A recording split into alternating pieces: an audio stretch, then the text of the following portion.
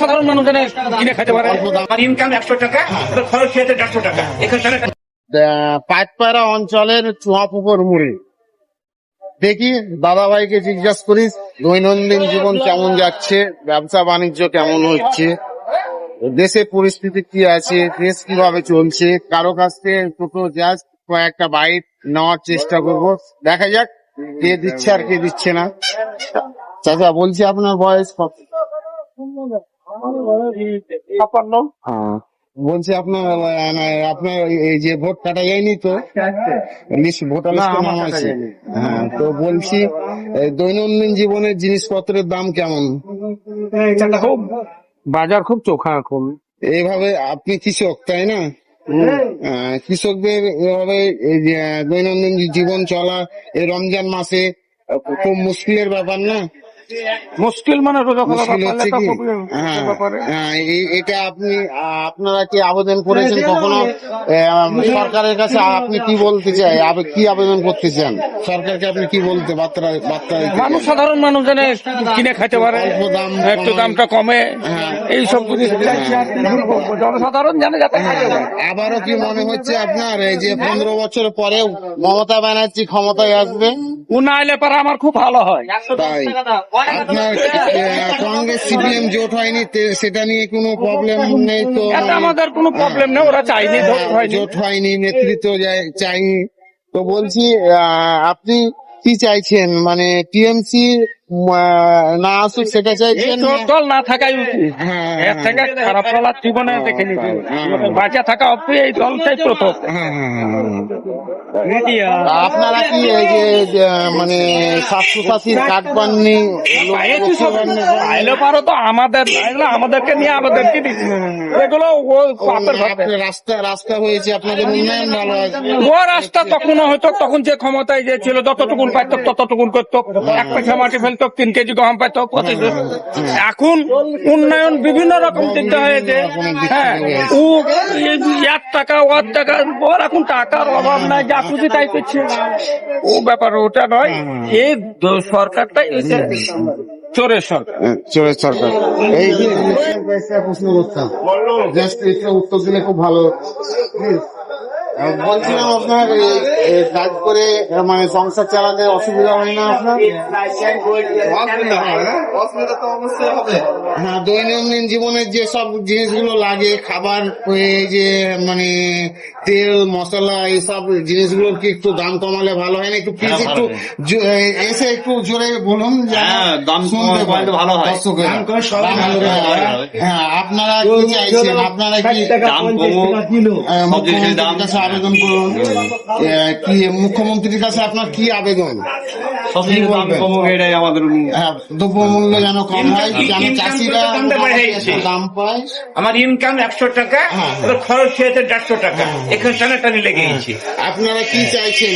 এবারে যদি 2026-এ ভোট নির্বাচন খুব কাছিয়ে চলে এসছে, 2 মাস মতো সময় আছে, জাস্ট এর মধ্যে নির্বাচন দিন ঘোষণা হবে। আপনারা কি চাইছেন 2026-এ? এই পাইকপাড়া অঞ্চলের চুয়াপুকুরের মানুষের কাছে আমার প্রশ্ন, আপনারা কি চাইছেন? আপনারা কি নতুন কাউকে চাইছেন, না যে শাসক দল আছে সেই শাসক দলকে চাইছেন, না নতুন কোন মুখ চাইছেন? যাকে পেটে সে রাবণ হয়েছে, যাকে পেটে সে রাবণ হয়েছে।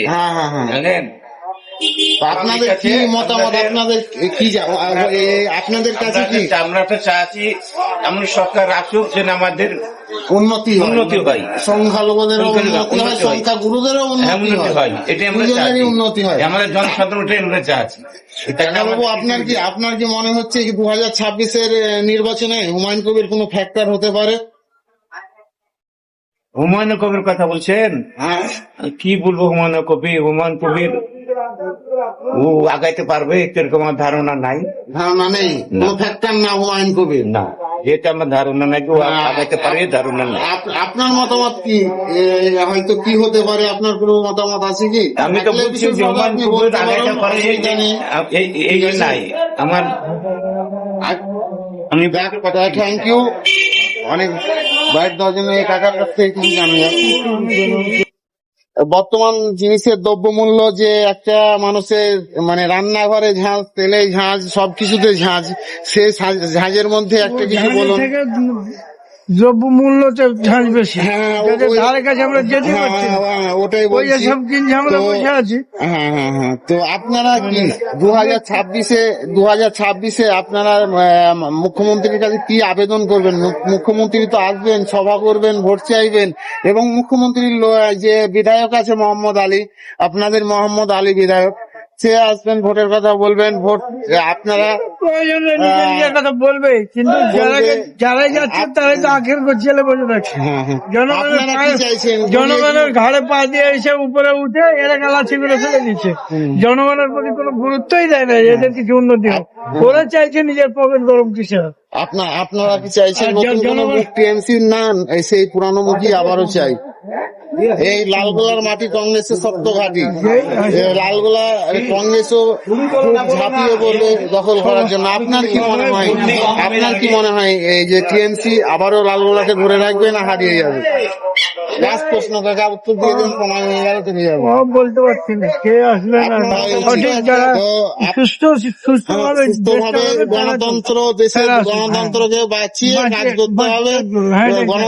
গণতন্ত্র যেন রক্ততে মানে পরিণত না হয়, মানে আমাদের যেন এই সুখীর দিন হয়, সুস্থ সমাজ হয়, সুস্থ শিক্ষা। আপনার মনে কি বলে, শিক্ষা ব্যবস্থা পশ্চিমবাংলার কোন অবস্থায় আছে? একবার জল তলানিতে চলে গেছে। শিক্ষা বলতে স্বাস্থ্য ব্যবস্থা- ক্যান্সার। স্বাস্থ্য ব্যবস্থা- জাতির শিক্ষার মেরুদণ্ড ছিল, মেরুদণ্ড। এখন জাতির শিক্ষার হ্যাঁ, ক্যান্সারে পরিণত হয়েছে। ডাক্তারে চাইছে টাকা না দিলেই হবে না। দেখবেন না, হ্যাঁ, একটু করে বলবেন যাতে আমাদের টাকা না দিলে ওরা রুগী দেখছে না। মানে আগে ওদের যে আমরা মেডিকেলে যে চিকিৎসা সঠিকভাবে পাচ্ছি না, আবার ওদের বাসায় যখন গিয়ে পয়সা দিয়ে আমরা যখন কি করছি, তখন সুস্থ ভালোভাবে চিকিৎসা মানে হচ্ছে। এটা আর যেমনি কারাপশন হচ্ছে, মানে আর সবথেকে মারাত্মক হচ্ছে আমরা- নার্সিং হোম বলারা পয়সা সব থেকে আমরাকে খুন করছে ওরা, এই ডাক্তার রয়েছে। ওই অমুক রক্ত পরীক্ষা করো, অমুক করা, অমুক জায়গায় না করলে নিব না। ওদের ইচ্ছা মতো আবার সব তৈরি করে রাখা বিজনেস, বিজনেস। মানে এগুলো মানে এই জাতীয় প্রাইভেট ক্যান্সার হয়ে পড়েছে। হসপিটাল যেগুলো, হ্যাঁ, আমরা চাই শিক্ষা, স্বাস্থ্য, শিক্ষা, স্বাস্থ্য মানে দুটোই খাদ্য, সব করে দেবো। এই তিনটে জিনিসের মানুষের প্রধান মানে প্রধান এগুলো সমস্যা। উন্নয়ন হয়েছে। হয়েছে 2023-এ নির্বাচন হয়েছে পঞ্চায়েত, তারপর থেকে উন্নয়ন কিছু হচ্ছে, কিন্তু উন্নয়ন করতে গিয়ে খারাপই করে দিচ্ছে। যেমন রাস্তা, আপনার বয়স কত? রাস্তা আমার বয়স মোট 66। 66। আপনি বেকার ভাতা পান না? ভাই হ্যাঁ, আর এই যে আমাদের পাড়া আমাদের সমাধানের টাকার কাজ হয়ে গেছে, হ্যাঁ কাজ হয়েছে, মানে হচ্ছে, মানে এই 5 বছর লালগোলা কংগ্রেস হেরে যাওয়ার পরে টিএমসি এই লালগোলার জন্য ভালো কিছু করেছে না কংগ্রেস ভালো কিছু করে রেখে গেছে? কোনটা? দুটোর মধ্যে একটাকে আপনাকে বেছে নিতে হবে। ওটা এখন কিছু ভালো করছে, কিছু খারাপও করছে। ভালো করতে ভালো কোনটা ভালো? খারাপও করছে। মানে 75 বছর স্বাধীনতার পর থেকে কংগ্রেসের শাসন ভালো ছিল না টিএমসি শাসন ভালো? এই শাসনের বেলায় তো আমাদের সেরকম হয়নি। মানে সবই তবে একই যে লোক মুখের সঙ্গে জুলুম করার জন্য তো গেছে তলানিতে। যাক, ওরা আসতে পারে। অনেক কথা হলো। তারপর বামফ্রন্ট এসেছে, এরা ভালো চলতে চলতে এমন কাজ করে বসলো, এরা আবার ঝেড়ে উঠতে দিন দিন নিঃস্ব হয়ে যাচ্ছে, তলানিতে। আর ওই দু দলের মানে ওই যারা বহিষ্কৃত দলের নেতারা এই দলে এসে একবারে আগুন লাগিয়ে সব শেষ করে দিয়ে হয়ে গেল গাইস।